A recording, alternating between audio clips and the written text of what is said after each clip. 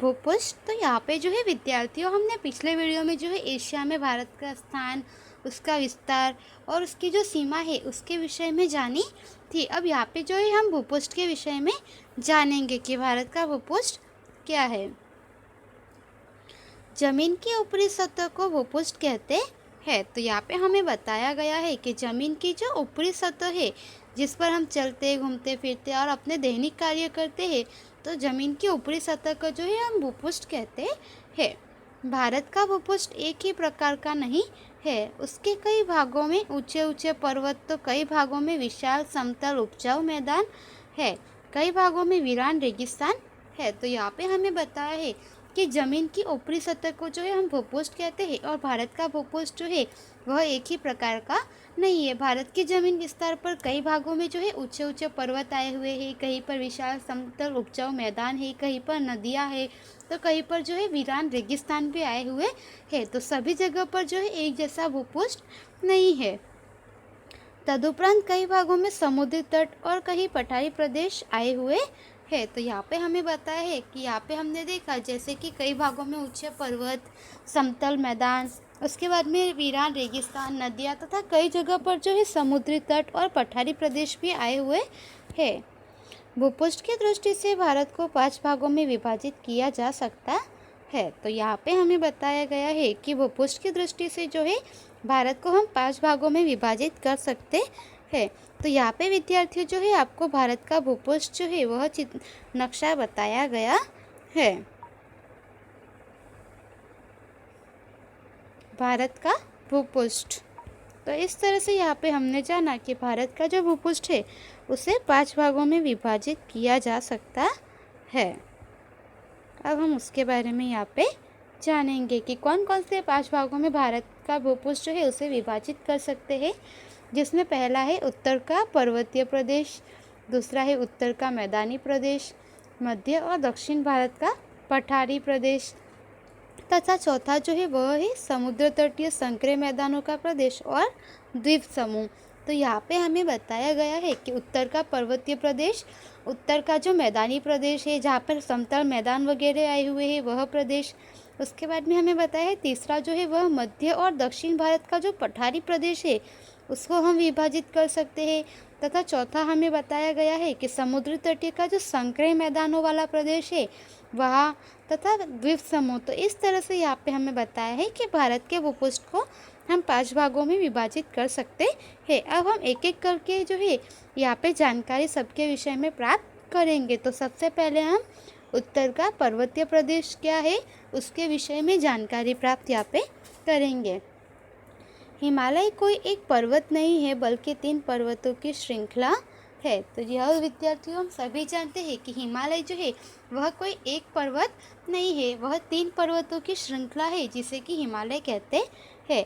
उसे हिमालय की पर्वतमाला कहते हैं। तो यहाँ पे हमें बताया है कि उसे जो है हम हिमालय की पर्वतमाला कहते हैं। जो विश्व की सबसे ऊंची पर्वतमाला है, उत्तर के पर्वतीय प्रदेश के 2 हिस्से हैं, हिमालय की पर्वतमाला तथा हिमालय के पूर्व का पर्वतीय प्रदेश। तो यहाँ पे हमें बताया है कि हिमालय जो है वह कोई एक पर्वत नहीं है बल्कि 3 पर्वतों की श्रृंखला है, और उसे हम हिमालय की पर्वतमाला कहते हैं, जो कि विश्व की सबसे ऊंची पर्वतमाला है। तो जो है उत्तर के पर्वतीय प्रदेश के 2 हिस्से है, उसे भी 2 भागों में बांटा जा सकता है। पहला है हिमालय की पर्वतमाला और दूसरा है हिमालय की पूर्व का पर्वतीय प्रदेश। चीन के ओर की पर्वतमाला महाहिमालय, बीच का मध्य हिमालय और भारत की ओर की पर्वतमाला शिवालिक की टेकरियों के रूप में जानी जाती है। तो यहाँ पे हमें बताया है कि चीन की ओर की जो पर्वतमाला आई हुई है उसे हम महाहिमालय, तथा चीन और भारत के बीच की जो पर्वतमाला है उसे मध्य हिमालय, और भारत की ओर जो पर्वतमाला आई हुई है उसे शिवालिक की टेकरियों के रूप में हम जानते हैं। तो इस तरह से यहाँ पे हमें पर्वतमालाओं के विषय में बताया गया है। उसके बाद यहाँ पे जो है हम आगे हिमालय की पर्वतमाला के विषय में जानेंगे। तो यहाँ पे हमें जो है आपको विद्यार्थियों भारत का पर्वतीय प्रदेश जो है उसके विषय में यहाँ पे आपको इस नक्शे में बताया गया है कि भारत का पर्वतीय प्रदेश जो है वह किस प्रकार का है। तो इस तरह से यहाँ पे जो है आप हम हिमालय की पर्वतमाला के विषय में जानकारी प्राप्त करेंगे। हिमालय की पर्वतमाला। भारत का माउंट गॉडविन ऑस्टिन K2 शिखर 8600 मीटर ऊंचा है, जो काराकोरम की पर्वतमाला में है। हिमालय का नेपाल में आया हुआ दुनिया का सबसे ऊंचा शिखर माउंट एवरेस्ट 8848 मीटर है। तो यहाँ पे हमें बताया गया है कि भारत का जो माउंट गॉडविन ऑस्टिन K2 शिखर है वह 8611 मीटर ऊंचा है, जो कि काराकोरम की पर्वतमाला में आया हुआ है। और उसके बाद में बताया है कि हिमालय का जो नेपाल में आया हुआ है वह दुनिया का सबसे ऊंचा शिखर जो माउंट एवरेस्ट है वह 8848 मीटर ऊंचा है।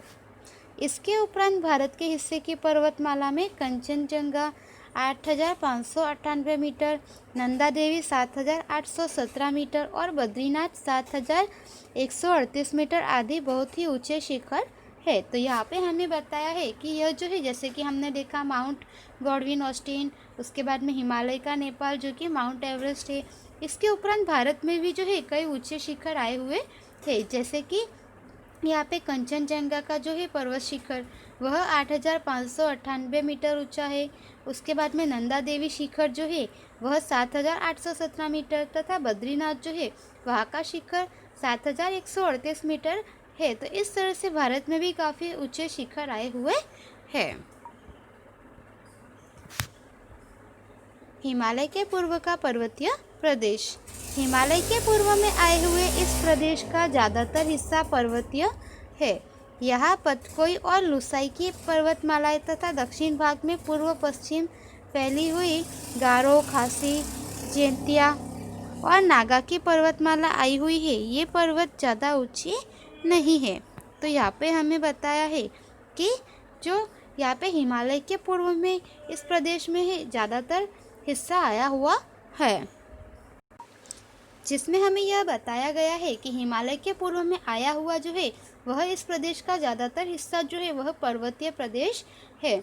यहाँ पतकोई और लुसाई की पर्वतमालाएं तथा दक्षिण भाग में जो है पूर्व पश्चिम में फैली हुई गारो, खासी, जैंतिया और नागा की पर्वतमालाएं आई हुई है। और ये पर्वतमालाएं जो है यह ज़्यादा ऊंची नहीं है।